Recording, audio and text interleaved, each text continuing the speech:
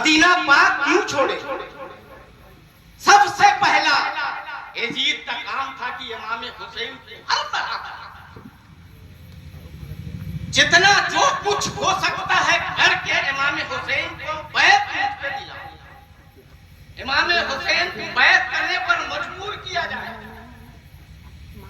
इमाम हुसैन रज़ियल्लाहु ताला अन्हु को हर तरह से करने के बाद फिर भी हजरत इमामी अली मकाम अपना हाथ उसको नहीं खुली। अच्छा, एक सवाल यहां भी होता है कि इमाम हुसैन ने यजीद के हाथ में बैत किया क्यों?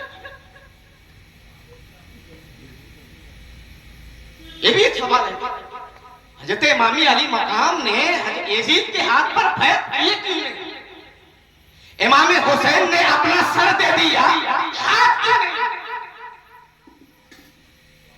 समझ रहे हैं कितनी बड़ी बात है। अगर इसी की तफसीर की जाए तो दो हाथ क्यों नहीं दिए?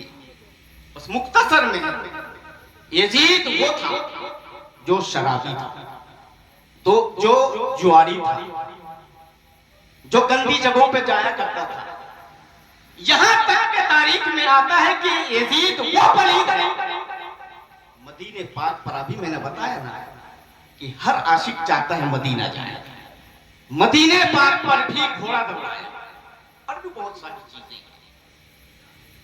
तो इमाम हुसैन का कहना यह था कि यजीद ऐसा गलत है कि मैं अपना पाक हाथ नापाक के हाथ में नहीं दे सकता। अपना पाक हाथ नापाक के हाथ पर नहीं दे सकता। वो हर तरफ से घेर डाला। इमाम हुसैन को इस तरह घेरा कि मजबूर हो जाए बैत कबूल करने पर। आखिरी में इमाम हुसैन ने फैसला किया कि अगर मदीने पाक ना छोड़े तो यही खून खराबा हो जाएगा। समझ रहे कोई? इमाम हुसैन उस वक्त अपना इरादा पैदा करते हैं कि अब अगर मैं मदीना में रुकूं तो यही खून खराबा हो जाएगा। तो इमाम पाक ने उस वक्त अपने ज़हनो फिक्रों में और वहां जितने थे सबसे मशवरे के बाद यही तय करते हैं कि अब मुझे मदीना छोड़ना पड़ेगा, इसलिए कि मदीने पाक पर मैं कोई खून खराबी नहीं चाहता। समझे? बात पॉइंट समझ में आ गई? इमाम हुसैन रज़ियल्लाहु ताला अन्हु से अपने कुंबा के साथ आप कहां गए? मदीने से मक्का शरीफ। कहां गए? मक्का शरीफ।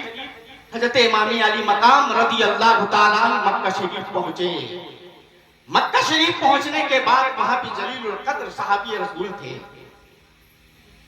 जब इमाम हुसैन की खबर मिली कि नवासे रसूल हजरत इमामी अली मकाम रज़ियल्लाहु ताला अन्हु तशरीफ लाने वाले हैं, तो पूरे मक्का के पूरी आबादी के तमाम सहाबी रसूल जितने नबी कौनैन सल्लल्लाहु ताला अलैहि वसल्लम तस्लीम से मोहब्बत करने वाले और बचपने में हजरत इमाम हुसैन इमाम हसन को देखने वाले, पालने वाले, प्यार करने वाले, वो तमाम जान सारे इकट्ठे और इस्तेक़बाल मक्कातुल मुकर्रमा में इस कद्र की इमाम हुसैन की जिसका कोई जवाब नहीं। वहां पहुंचने के बाद बेहतरीन इस्तकबाल की गई, रहने की रहन सहन सारी चीजें तैयारी की गई। इमाम अली मकाम वहां तशरीफ फरमा हुए। उसके बाद जो है तमाम जलीलुल कद्र जो बड़े बड़े सहाबी रसूल थे उनको बुलाकर मीटिंग। बात समझ में आ रही है ना? वहां पे मीटिंग की। मशवरा ये निकला कि आप जाने से सबने कहा कि आप मत जाओ। क्यों? क्योंकि आपके अब्बा हजरत अली को बुलाकर धोखा दिया, हजरत इमाम हुसैन को बुलाकर जहर दिया गया, हजरत इमाम हसन को वहां पर जहर दिया गया। सब धोखेबाज है कुफे वाले, इसलिए आप ना जाए। हर सहाबी रसूल ने रोका, मगर हजरत इमाम हुसैन रज़ियल्लाहु ताला अन्हु का एक ही मकसद था। क्यों? तमाम हमें बुला रहे हैं, तमाम हमें बुला रहे हैं। इसलिए बुला रहे हैं कि इस वक्त मक्का या मदीने में या पूरे इस्लामी हुकूमत में अगर एक ही आप जो आप ही हैं जो हम तमाम की ईमान की हिफाजत अगर कर सकते हैं तो वो आप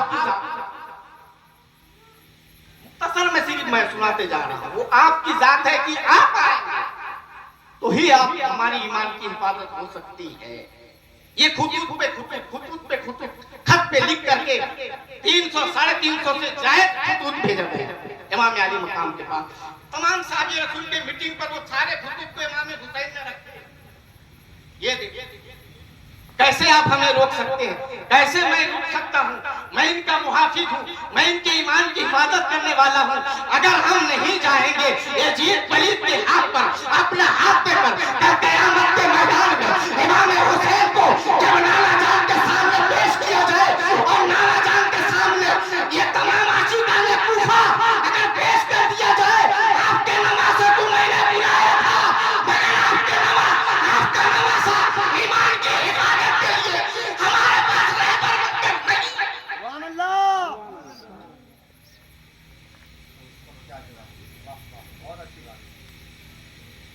रसूल कौनैन की बारगाह में जैसे ही मुकदमा पेश किया जाएगा तो हज़रत इमाम अली मकाम कहते हैं अगर आशिकाने कूफा अगर रसूल की बारगाह में ये सवाल करते मैं अपनी जान की मैं अपने ईमान की हिफाजत के लिए आपका नवासा को मैंने आवाज दिया था नहीं आए, तो इमाम अली मकाम ने कहा हम सब कुछ बर्दाश्त कर सकते हैं, दीन के ठट्ठा या ईमान के लुटेरे को हम बर्दाश्त नहीं करेंगे।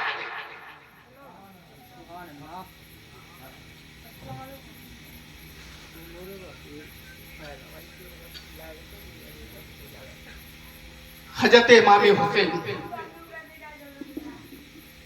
रज़ी अल्लाह ताला मक्कतुल मुकर्रमा तमाम बड़े बड़े सहाबी रसूल के सामने मुख्तसर तय हुए। अभी हमारे हजरत ने बताया कि मुस्लिम बिन अकील और उनके दो साहबजादे ले गए इसलिए कि ये जाके हालात जायजा करते हम थलम करके जब खुतूत पहुंच जाए आपके पास तब आप तशरीफ लें। वर्ड समझ में आ रही है? बुला रहे हैं, दावत दे रहे हैं, तब ये जा रहे हैं कुफा। गए हालात साजगार लिख करके खुतूत इमाम हुसैन, खुतूत मिला हजरत इमाम हुसैन भी निकल गए। वहां हजरत मुस्लिम बिन अकील को शहीद कर दिया गया, उनके दोनों साहबजादे मोहम्मद आरिफ गनीम को भी शहीद कर दिया गया। ये रास्ते ही में इमाम हुसैन को खबर मिल गई, रास्ते ही में इमाम हुसैन को खबर मिल चुकी थी। आधे रास्ते पहुंच चुके थे जब इमाम हुसैन की खबर मिली। कुछ जानसारों ने कहा कि इसे वापस हो जाएगा, मगर हजरत इमाम अली मकाम रज़ी अल्लाह ताला आगे बढ़े। कुछ दूरी पे जाने के बाद इब्ने ज़ियाद मक्कार, बहुत मक्कार, उसकी तफसील में जाएंगे तो बहुत लंबी गुफ्तगू हो जाएगी। मुख्तसर ये है इब्ने ज़ियाद ने क्या किया, हुर अभी यजीद की तरफ थे, जंगे करबला में जो पहला शहीद वो हजरत हुर की।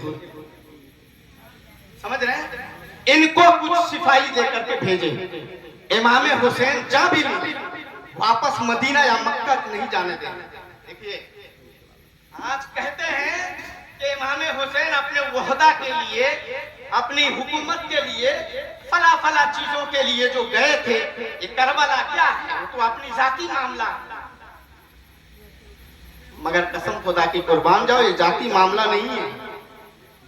इमाम हुसैन करबला की वो तारीख है ना, आज भी अगर किसी मैदान में खड़े होकर इमाम अली मकाम के नाम पर ललकार दिया जाए ना, तो कितने दिक्कत है, तालियां मुझे की तरह काट दिया जाता है, वो इमाम अली मकाम है।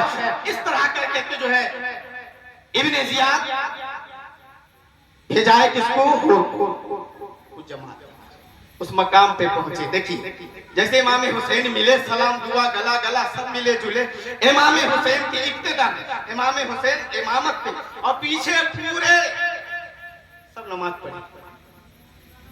इमाम हुसैन की जमात से अजान हो रही है, हजरत अब्बास अजान दे रहे हैं और सब इमाम हुसैन के पीछे पूरी मिलकर के नमाज पढ़ रहे हैं।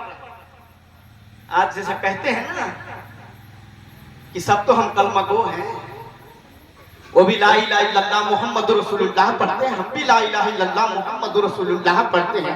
तो हमें नक्शा यहाँ पे बता दो, करबो बोला में उधर भी अजान हो रही है, उधर भी जमात हो रही है, इधर भी अजान हो रही है, इधर भी जमात हो रही है, उधर भी कलमा पढ़ने वाले हैं, इधर भी कलमा पढ़ने वाले हैं, उधर भी तिलावत है, इधर भी तिलावत है, मगर करबो बला के मैदान में जरा हमको ये बता दो, वो भी कलमा को है, ये भी कलमा को है, वो भी तिलावत करने वाले, वो भी नबी के आशिक, ये भी नबी के आशिक, मगर बताओ कि हक कौन है? कसम खुदा की हर एक आशिक यही कहेगा जो गुलाम हुसैन है वही हक।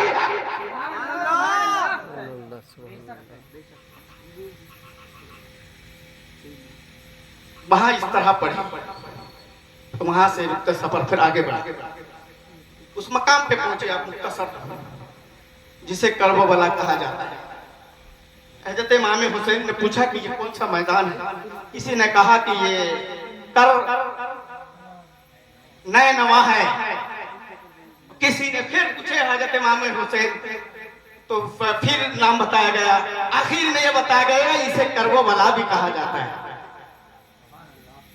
इस मैदान को करबला भी कहा जाता है। तो हज़रत इमाम हुसैन ने उसी वक्त हुक्म दिया कि यही मैदान है, अपना अपना लग जाए, यहीं पे तमाम के तमाम खेमाजन हो जाओ, यही वो मैदान है। तफसीर बहुत है लेकिन वक्त नहीं, आप